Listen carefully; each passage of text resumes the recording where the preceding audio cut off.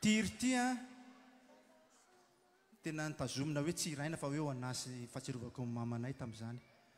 Fa raha miran'ilay izy nareo dia zao tadidio aoka ny toe-potsika tsy anao hoe na dia efa lasanao ary izy dia ho tsaroako ohatrany hoe mametsiny an'Andriamanitra. Tsy tokony hanometsiny an'Andriamanitra tsika. Fa zao ny tena zava-dehibe dia zao hoe rehefa miala ety ambonin'ny tany tsika dia hovaina ity nofo ity. Hovaina nofo tsy mety lo an'izay ao amin'ny Kristy hovaina nofo tsy mety lo dia ho any an-danitra. Mbola ifankahita ihany rehefa any an-danitra any fa torio amin'ny fianakaviana ny fahamarinana. Zay dia misaotra an'Andriamanitra tamin'izay olona efa lasa rehetrarehetra tao amin'ny fianakaviana sy ny namana. Fa Andriamanitra zay mitsy mifindra toerana fotsiny izy. Andriamanitra mameno mibanga. Ao ary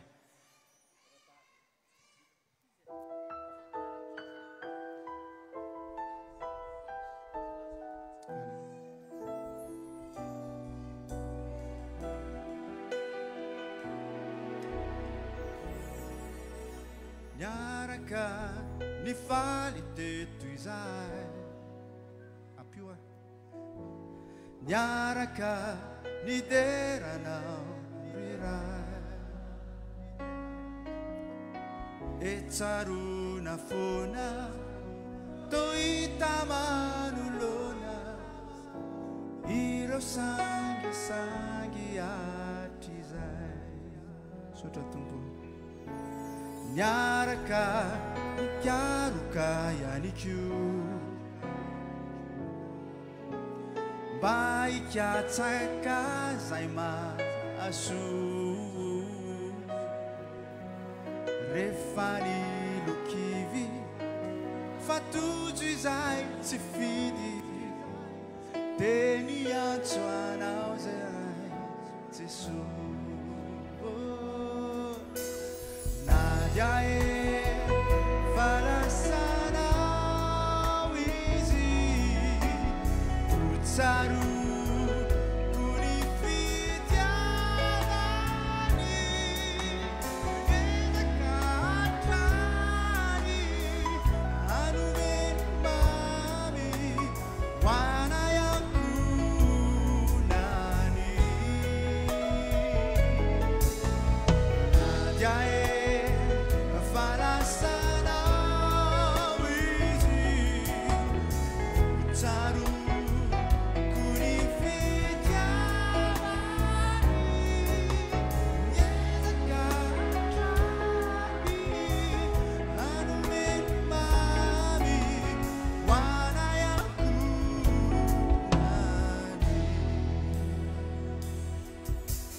Marina famisi nalaelu ulubelu nao meti setu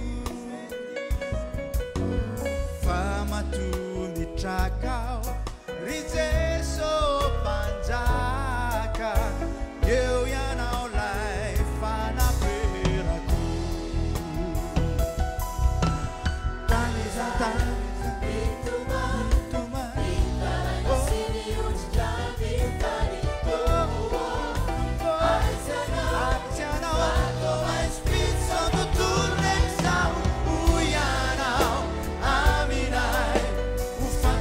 we